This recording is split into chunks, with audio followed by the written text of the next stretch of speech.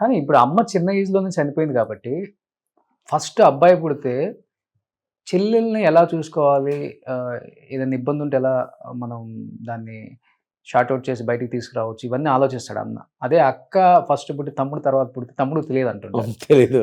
అది అమ్మ చనిపోయారు గాబట్టి, రోహిణి గారు చాలా చిన్న అమ్మాయి. అప్పటికి నేనే స్నానం అది చేయించేవాడిని ఎక్కువ. అవునా? చాలా ఇంతుండేది. ఆ! తనకే అప్పుడు చేసి అట్లా చేసిన తర్వాత మా ఫాదర్‌కి ఇంట్రెస్ట్. మీరే కేర్ టేకర్ అయిపోయారు ఇంకా. అంటే ఓకే. మా ఫాదర్ కేర్ టేకర్ మెయిను. హ్మ్. అక్కడ ఉండేంత వరకు ఎలమంచిలో ఉండేవాడిని. అప్పుడే మా మదర్ చనిపోవడం.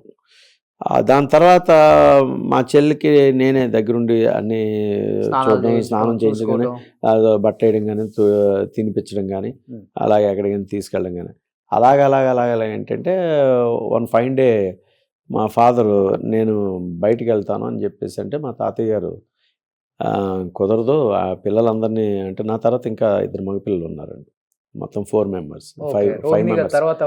రోహిణి తర్వాత కాదు, నా తర్వాత. I'm the elder. ఓకే. నా తర్వాత ఇంకిద్దరు ఉన్నారు. ఇప్పుడు అమెరికాలో ఒక అతను ఉంటున్నాడు, వైజాగ్లో ఒక అతను ఉంటున్నాడు. వైజాగ్లో 2 ఉంటున్నారండి. రోహిణి గారు లాస్ట్. రోహిణి. అయితే లాస్ట్ తన తర్వాత ఇంకొక అబ్బాయి ఉన్నాడు, చిన్న అబ్బాయి. వాడిని అడాప్షన్ ఇచ్చేసాం తర్వాత. ఓకే. మా మదర్ చనిపోగానే అడాప్షన్ తీసుకెళ్ళిపోయారు. ఓకే. తను ఏంటంటే ఇంకా ఈ చిన్నపిల్లని మా తాతయ్య ఏంటంటే మేము వీళ్ళందరినీ చూడలేమంటే పాపను తీసుకుని వెళ్ళిపోయారు అన్నాడు. ఎక్కడికి వెళ్ళారో తెలియదు. తర్వాత వన్ ఫైన్ డే ఏంటంటే లెటర్ వచ్చింది, ఇలాగా విజయ్ అని పిలుస్తాం మేము. విజయ్ పలానా సినిమాలో ఉంది చూడండి అని చెప్తే ఇప్పుడు రాజమండ్రి వెళ్ళి యశోకృష్ణ సినిమా చూసాం అనమాట. అలా వెళ్ళి తర్వాత కొన్నాళ్ళకి నేను చెన్నై వచ్చాను. చెన్నై వచ్చిన తర్వాత చెన్నై తీసుకెళ్ళారు మమ్మల్ని. చెన్నై తీసుకెళ్ళి మమ్మల్ని నెల్లూరులో జాయిన్ చేసి మా పెదనాన్నగారి దగ్గర నుంచి అంటే దగ్గరగా ఉంటామని. ఎక్కడ బౌండింగ్ ఎక్కడ వదలలేదులేండి. మా ఫాదర్ కూడా పిల్లల్లో ఎక్కడ ఎవరిని వదలలేదు. తనకంటూ ఒక సెపరేట్గా పెట్టుకున్నారు.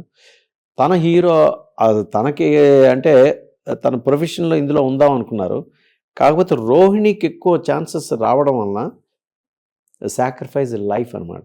మా ఫాదర్ లైఫ్ని సాక్రిఫైస్ చేసి ఓకే నా కూతురు అంటే ఎవరైనా కూడా ఇప్పుడు నేనైనా కూడా నాకు లేకపోయినా కూడా నా కొడుకు ఉన్నత స్థాయికి వెళ్ళాలని కోరుకుంటాం, నా మనవడు ఉన్న స్థాయికి వెళ్ళాలని కోరుకుంటాం.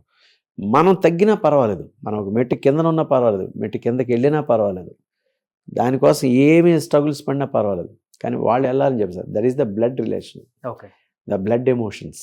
సో కేవలం పిల్లల కోసం ఆయన లైఫ్ సాక్రిఫైస్ చేసుకున్నారు. అలా చేసిన తర్వాత తను బాగా ఫెరిష్ అయ్యారు, చాలా కష్టపడ్డారు, చేశారు.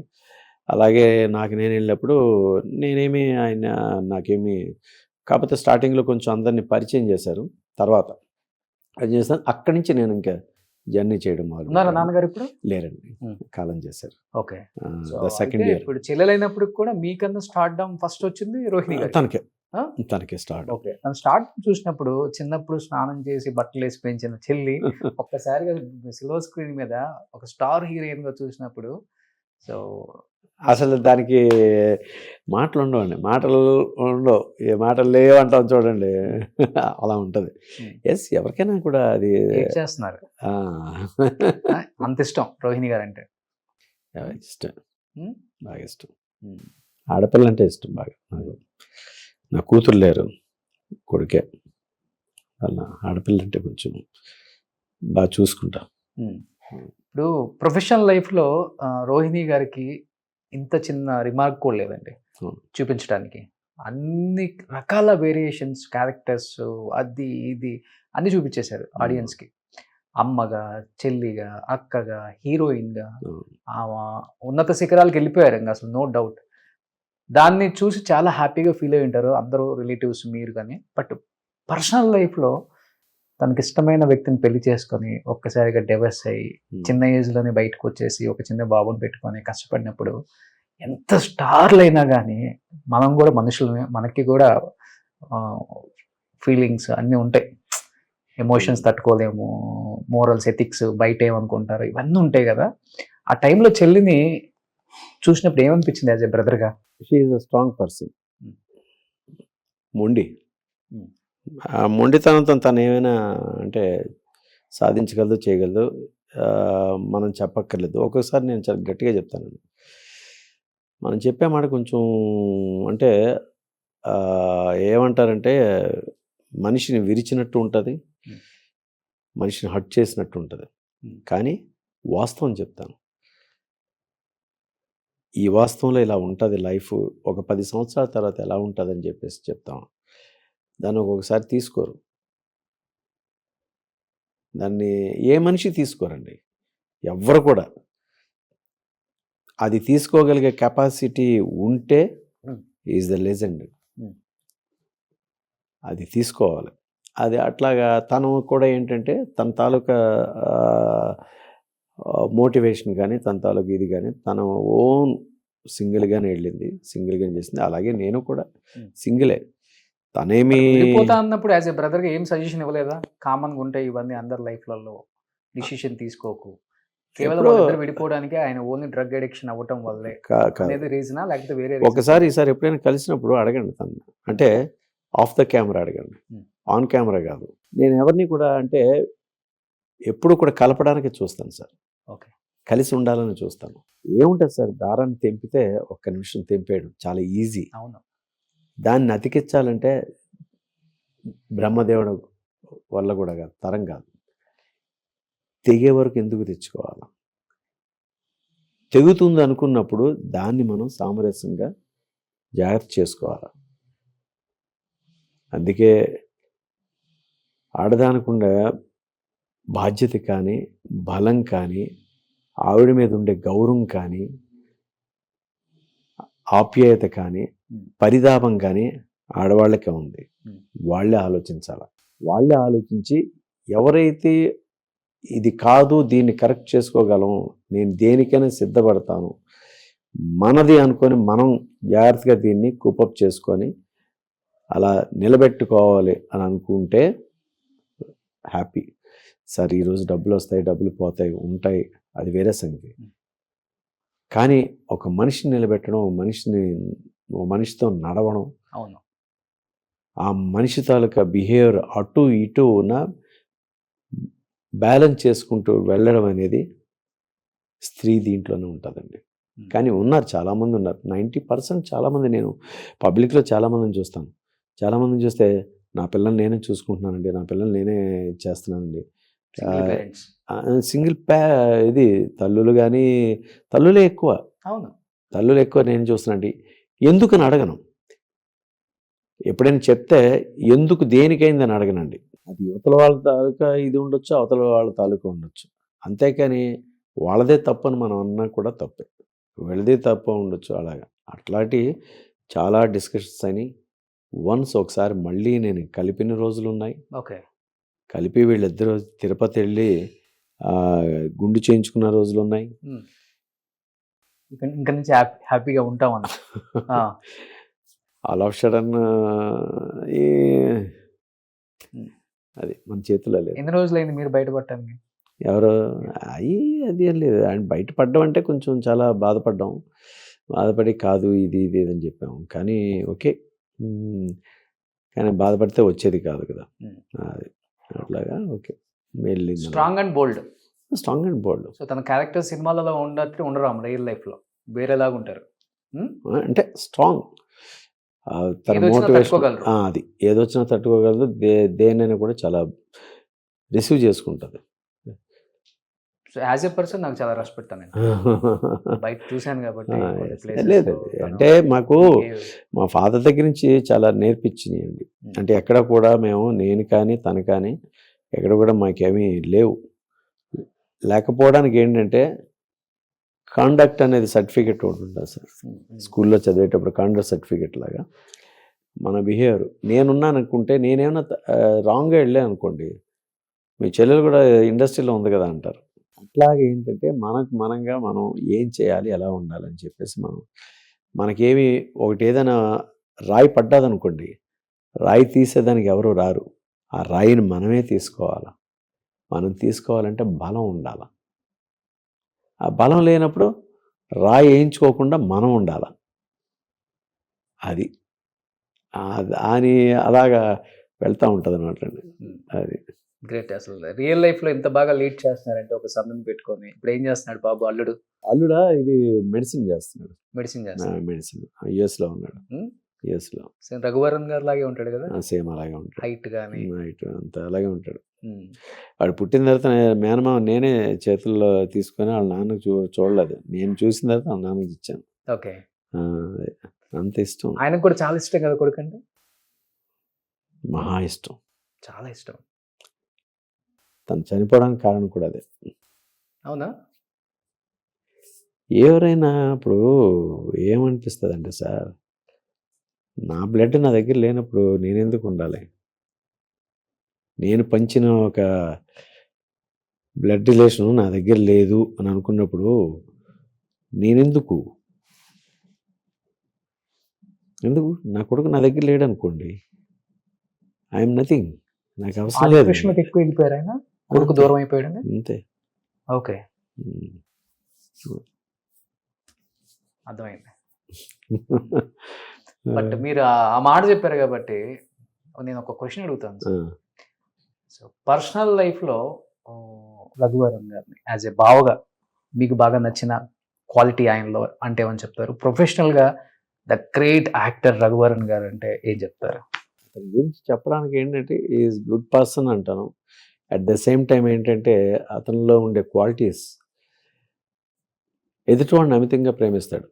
ఓకే, తనకున్న దాంట్లో ఏది పట్టించుకోడు, అది అట్లాంటి క్యారెక్టర్. సరే పరిస్థితులు బట్టి కొన్ని వెళ్తూ ఉంటాయి, వెళ్ళినప్పుడు దాన్ని అతనికి చెప్పాను. అతనికి ఒకసారి హాస్పిటల్లో ఉంటే వెళ్తే అడిగితే, నువ్వేనా రజనీకాంత్ అని, ఆయన నువ్వేనా రజనీకాంత్ అని. నేను రజనీకాంత్ కాదు, నీ బావమరిదిని అన్నాను. ఏంటి అని తిరుగుతున్నాను.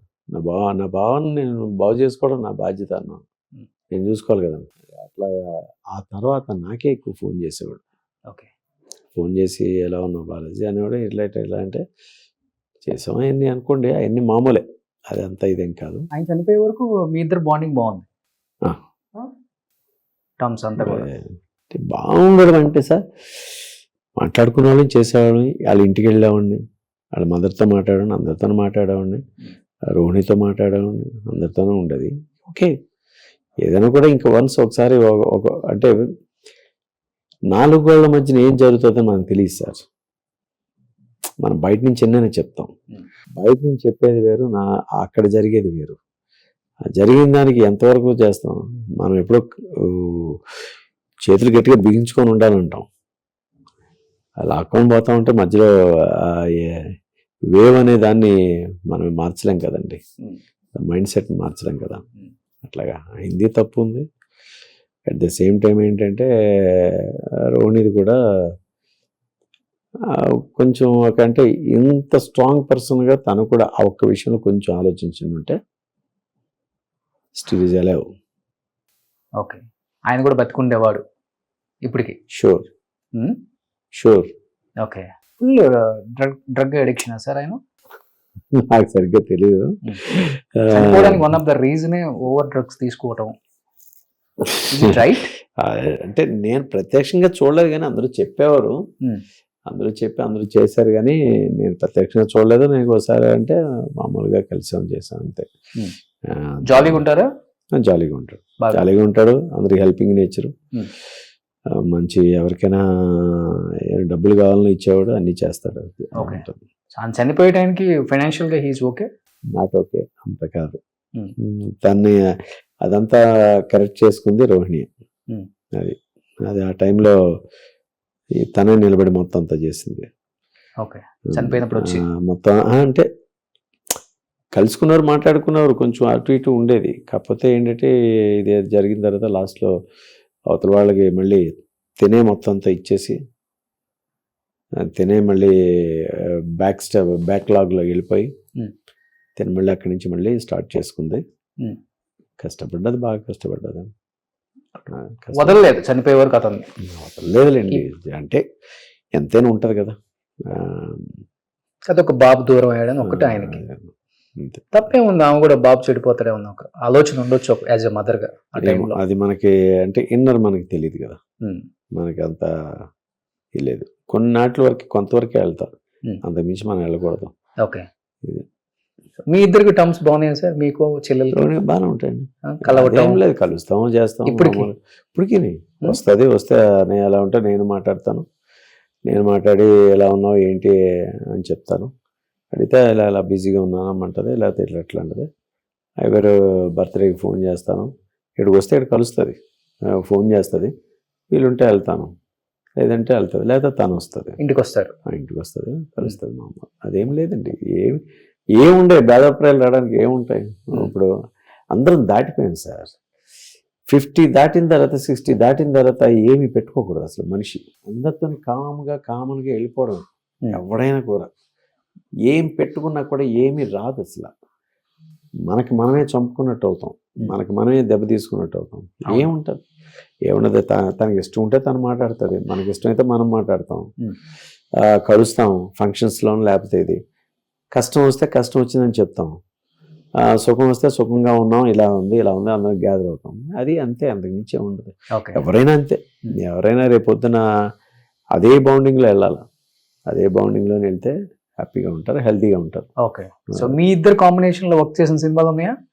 ఉన్నాయి. మగమహారాజ్ సినిమాలో నా చెల్లెలకి, అందులో అన్నా చెల్లెలుగా చేశారు. ఆ తర్వాత ఒక సినిమాలోను, ధ్రువ నక్షత్రం సినిమాలోను, అయితే నేను అందులో విలన్గా ఫస్ట్ నేను ఎంట్రీ అయిపోయాను. తనకి ఏదో క్యారెక్టర్ వచ్చింది, కరెక్ట్ ఇతను పెళ్లిపీటల మీద కూర్చోవాల్సి వచ్చింది. నేను తాళి కట్టడానికి వస్తా ఉంటే తను అలపట్టుకొని, ఏంది ఇది సార్ ఇలా పెట్టారు ఏంటంటే, రే ఇది మాకు తెలియదురా ఇలా వస్తుందని ఈ సీను, మాకు లాస్ట్లో అనిపించింది ఏం చేయాలని. అది కాకపోతే ఏంటంటే అక్కడి వరకు వెళ్ళడం, అసలు పెళ్లిపీటల వరకు వెళ్ళదు. అంటే తన్ని కూడా చూడను, నన్ను కూడా తను చూడదు. ఓకే. అసలు ఎక్కడా లేదు సీన్లోను. కాకపోతే అక్కడ ఏంటంటే విలన్కి నేను అంటే ఒక అమ్మాయిల్ని ఏమార్చే క్యారెక్టర్ అని చెప్పి అక్కడికి వచ్చి ఇచ్చేస్తాడనమాట. ఆ క్యారెక్టర్కి ఏంటంటే అది హీరో ఒక క్యారెక్టర్ తంది, ఒక ఫ్యామిలీకి సంబంధించి. అక్కడ కూర్చునే టైం, వెళ్ళాల్సిన టైంకి ఏంటంటే అది మామూలుగా మిస్ఫైర్ అవుతుంది అనమాట. ఓకే. అది అప్పుడు చాలా ఎంబ్రేజింగ్ ఉండేది. ఎంబ్రేజింగ్ ఉంటే అంటే చాలా మట్టుకి నాటకాల్లో కూడా చాలామంది వైఫ్ అండ్ హస్బెండ్స్, బ్రదర్స్ కూడా చేస్తూ ఉంటారు. అవును. బ్రదర్ సిస్టర్స్ కూడా వైఫ్ అండ్ హస్బెండ్ క్యారెక్టర్స్ చేస్తారు నాటకాల్లో. నేను చాలా చూశాను, కానీ మనకు అంత రాలేదు. కొంచెం ఎక్కడో టెన్షన్ కొడుతూ ఉండేది. రోణితో అన్నాను, ఏంటమ్మా ఇదంటే, మనం యాక్టింగ్ చేస్తున్నారే చేసేద్దాం అన్నది. వాళ్ళ కష్టంగా ఉందే అమ్మా అన్నాను. అంటే సరే ఓకేలే అని అలా చాలా చాలా ఎంకరేజింగ్ ఉండేది అన్నమాట. Hope you all like this video. If you like this video, please do like, share and subscribe to our channel, and don't forget to click the bell icon to get all our latest updates.